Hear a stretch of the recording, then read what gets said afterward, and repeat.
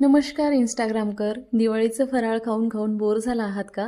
मग आज करूया झणझणीत आणि गावरान पद्धतीने मस्त असा शेवगा मसाला.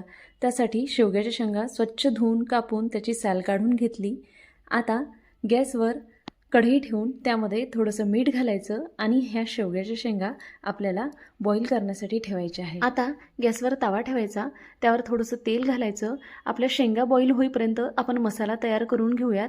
खोबरं आपल्याला मंद आचेवर लालसर रंगावर आपल्याला भाजून घ्यायचं आहे. आता खोबरं एका साईडला करायचं आणि त्यावरच आपल्याला कांदा घालून घ्यायचा. एक मोठा आकाराचा कांदा मी इथे कापून घेतला आहे, तो देखील आपल्याला थोडासा परतून घ्यायचा. आता परत थोडंसं तेल घालून आपल्याला 1 ते 2 चम्मच धने यामध्ये भाजून घ्यायचे आहेत. आता सर्व साहित्य व्यवस्थित मिक्स करून घ्यायचं, भाजून घ्यायचं आणि प्लेटमध्ये काढून गार करायचं.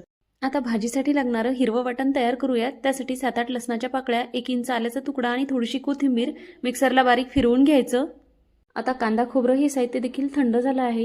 हे देखील मिक्सरला थोडंसं पाणी घालून वाटून घ्यायचं. शेंगा देखील आपल्या बॉईल झाल्या आहेत. अशा शेंगा बाजूला काढून घ्यायच्या आणि गॅसवर कढई ठेवून त्यामध्ये 2 ते 3 चम्मच तेल घालायचं. तेल तापलं की त्यामध्ये थोडंसं जिरं, मोहरी घालायची आणि हे तयार हिरवं वाटण घालायचं. 2 मिनिटं परतायचं आणि आता हे बारीक केलेलं कांदा खोबऱ्याचं वाटण घालायचं. कांदा खोबऱ्याचं वाटण घातल्यानंतर चांगलं परतून घ्यायचं. 3 ते 4 मिनिटं परतायचं, ज्यामुळे त्याला तेल सुटतं. लाल तिखट, हळद, धनेपूड, गरम मसाला, किचन किंग मसाला हे साहित्य घालून आपल्याला मिक्स करून घ्यायचं आणि थोडंसं पाणी घालून हे मसाले आपल्याला चांगले शिजू द्यायचे आहेत. तेल सुटेपर्यंत मसाले शिजले की शेवग्याच्या शेंगा घालायच्या, आवश्यकतेनुसार पाणी घालायचं आणि मंद आचेवर एक उकळी आणायची. एक उकळी आली की त्यामध्ये वरून थोडी कोथिंबीर घालायची आणि मस्त अशी आपली झणझणीत शेवग्याची भाजी तयार आहे.